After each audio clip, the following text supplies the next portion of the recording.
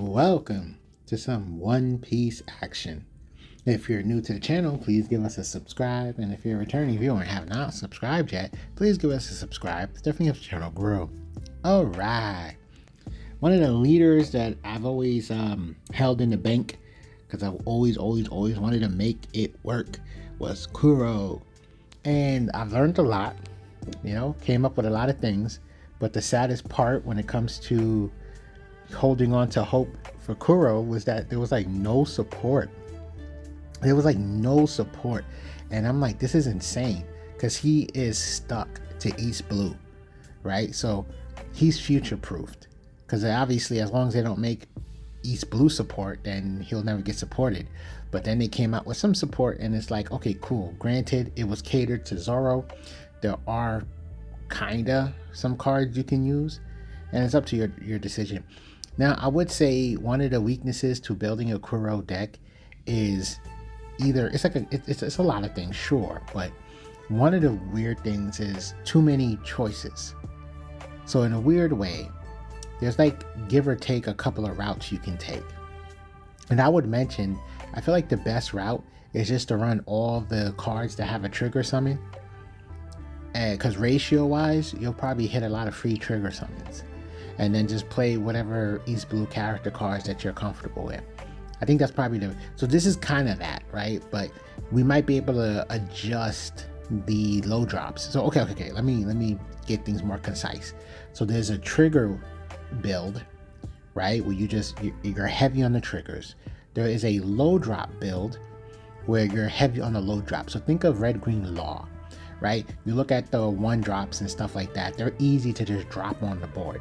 And then once they're there, you have access to your leader ability, and then they turn into pseudo blockers because your opponent can't just leave them there, because then in theory they're just going to give you access to your leader ability again. So there's that, and then there is a slash type of build where you're kind of more focused on 6-drop Kuro, and you can use the Searcher Perona, because there is an interesting amount of East Blue cards that are slash cards. So you'll have a Nami search and you'll have a Perona search, and you'll be able to find your pieces that way. So there are some directions that you can take a Kuro build with. I mean, he's still limited because he's stuck in the East Blue category and yada yada, but yeah, these are the challenges, just to make anybody aware. These are like the bit of the challenges that you're going to deal with when making a Kuro deck. But it also looks interesting. Like, does his build need a boss card? That was another bit of a challenge. It doesn't really feel like it. It feels like you can just rely on Krieg or 6-drop Kuro. Maybe whether it's a combination of the two, whether it's just one of them. Because originally I was thinking about not even using Krieg, but my friend was like, nah, let's use him. I think he'll have some relevancy in this meta. I'm like, okay, cool. So yeah, I say all that to say is there is wiggle room to customize the build. There actually is. Like, at one point I wanted to make the build where the 6-drop Kuro is kind of like the boss card, and then it makes it easier to use out of the bag, and you could just like start double swinging with an 8k body, So that was like one idea. So like I said, that's like the Perona slash build. So you can find your Arlongs and your Kuros, and then you have out of the bag to just keep swinging. And then like I said, a low drop build is you play like the 1-drop guy, Eric I think it's called, and then you could play that 1-drop guy that turns into a blocker, and then the 2-drop girl that does the double summon, and of course Nami. So now you have all these low drops, making it easy for you to have targets on the board to meet your conditions. And and then the trigger build. So this build is a little blended, respectfully. It's a little blended. So then I feel like maybe if we focus more in a particular direction, it can run better than what you'll see. But I feel like the most comfortable way is just to rely on the trigger characters. And sure, it's harder in terms of the ideology of consistency. It's like, why rely on luck? Because obviously if you're relying on trigger characters to hit, they have to be in life. But there is like 1, 2, 3, 4, right? So there's like 16 trigger cards. That's actually a lot. So hitting 2 triggers is going to be relatively normal. I mean, even hitting 1 trigger, you might not really feel the need. You might not need to use your leader ability that much. Just to throw that out there. So with those trigger summons, just hitting the board, things might work out for you. Now you see this Django. Personally, no matter how you choose to build Kuro, you're gonna want to just play 4 Djangos, because being able to double attack, developing a 6k body, and if you ever need to, that other effect that allows you to rest anything on the board, it's like Django's value is way too damn high. No matter what variant of Kuro you plan on building, just put 4 Djangos, just to throw that out there. Now, what you call it? Where am I at? Kuro's leader ability. Oh, that round's over. Let me hurry up and wrap this up so I can actually commentate the matches. So Kuro's leader ability, I feel like, is more of an end game ability, right? Dealing with this leader, experiences, and all that stuff. I'm like, unless you have no plays, there's kind of no good reason to try to use your leader ability in the early game or even in the mid game. It feels like more of a late game type of thing, like after you kind of already have things established and yada yada, so that's why it also felt comfortable to have like your Krieg or 6-drop Kuro be your boss cards, because now you have Don to just do what you need to do. And Cat Out of the Bag is also like a healthy card. I mean, y'all already see it.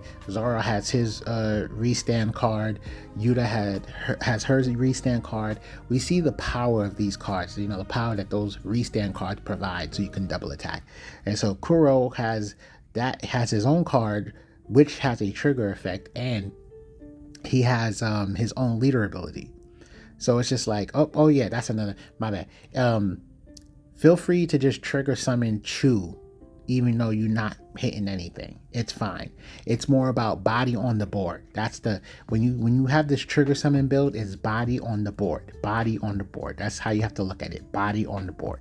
But anyway, I feel like Kuro's like, more late game leader, after hours leader, so if you're going to be in a position to use his leader ability, it's probably to help you close out games. You might be able to get to use it a couple of times, maybe yes, maybe no, but it just seems more situated for when you have enough Dawn, I should say. Think of it that way. But there is wiggle room to this anyway. So like, we don't play the 8-drop Mihawk, which could be good in a slash variant of this deck, but like I was saying earlier with the Perona, and Mihawk gives you back the 4 Dawn, and so like in theory you could play a Mihawk and then you could double swing, and that's high value. Respectfully, that's a lot of value. So like, even if it's on curve, you still got 1 Dawn to swing for 6, and if it's not on curve, then you're gonna have 6 Dawn to kind of do whatever you want. So there is wiggle room when it comes to customizing this leader.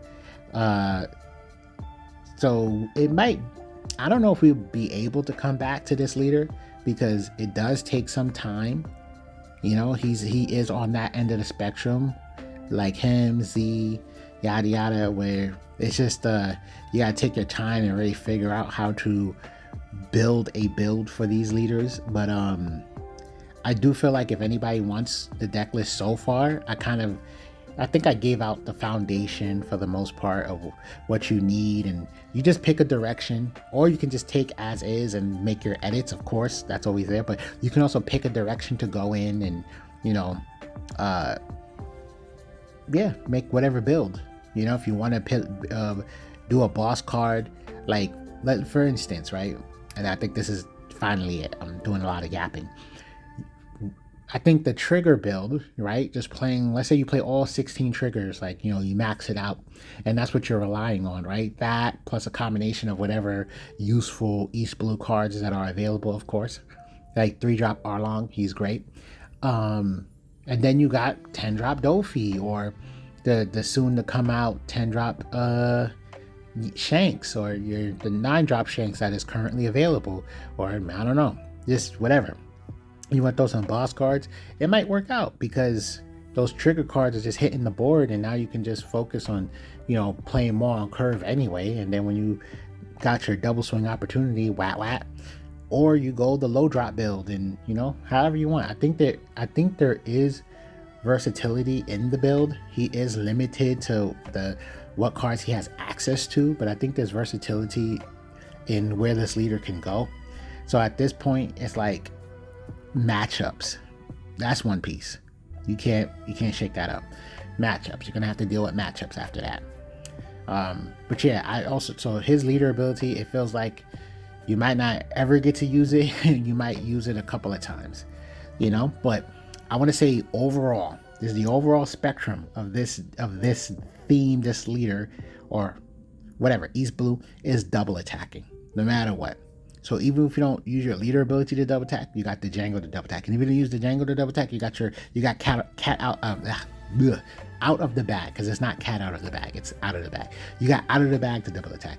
And if you don't get to use out of the bag, you have your leader ability to double attack. You got 3 sources of double attack. This is a double attacking deck.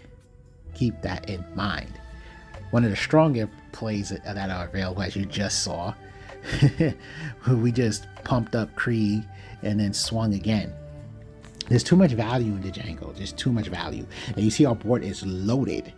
So it's comfortable to play out of the bag. We can comfortably double swing with that one. Oh, he just played his 10-drop. Yeah, any questions, feel free to ask in the comments. I'll get to them and answer. Don't be afraid there, because I'm like, sometimes it might be something I forget to mention or cover in the video. So any questions, just let me know.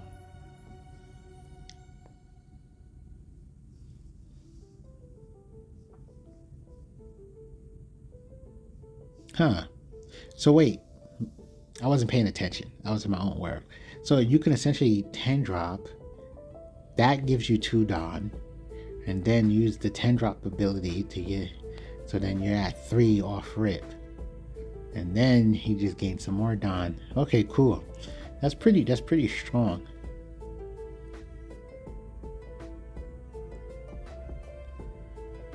And then that's pretty strong. I remember. Oh, speaking of, I didn't even get to say the name. I remember somebody using Black Maria, right? They ramped, then they ended their turn. They lost Dawn, and then got Dawn back with the leader ability. And I was like, that works? What the heck? Caught me off guard. Okay, well, this has to be GG because they got no blockers. And we got double attack. Yeah. Technically, both games we've double swung. So the power in this deck is swinging multiple times. It's not even the leader ability. And I know that's no fun, but the power is just having access to being able to keep swinging. That's the power of this deck.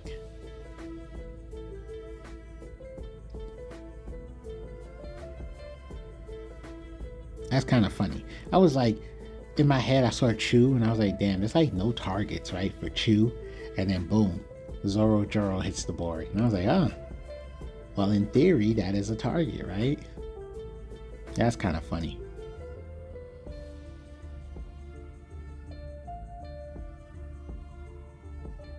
This is a nuts matchup now that I think about it.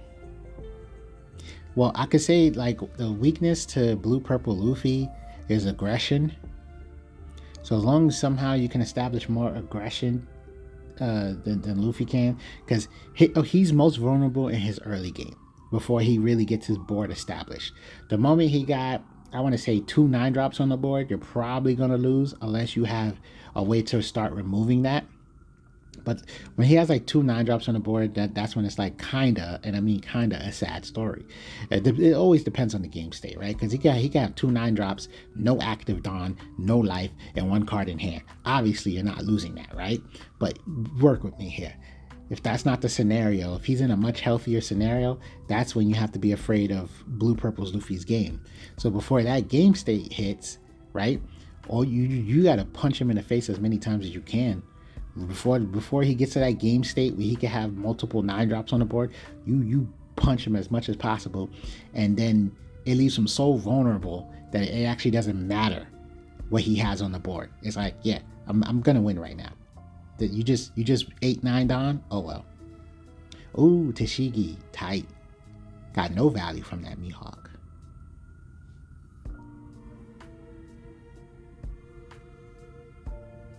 Yeah, that's card. We're more so experimenting with it.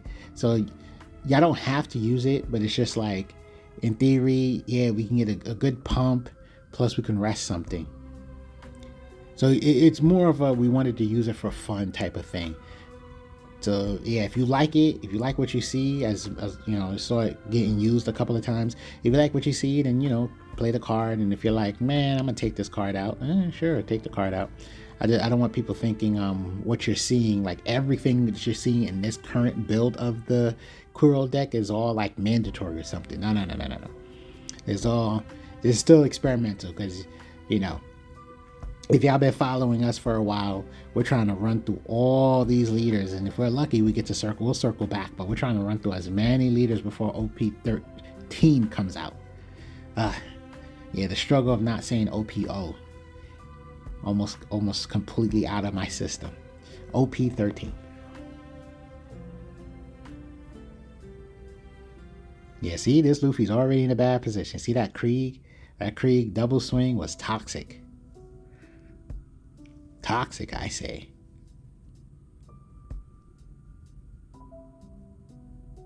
Django's too good. Too good. Too good.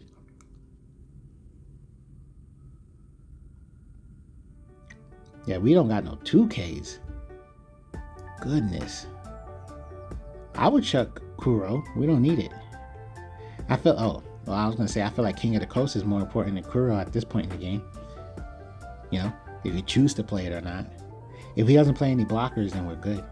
Oh, wait a minute. Even if he does play a blocker, we'll be able to rest it with our leader ability. Okay, that's not a blocker. Oh no, he still has Dawn, so he could still play a blocker essentially.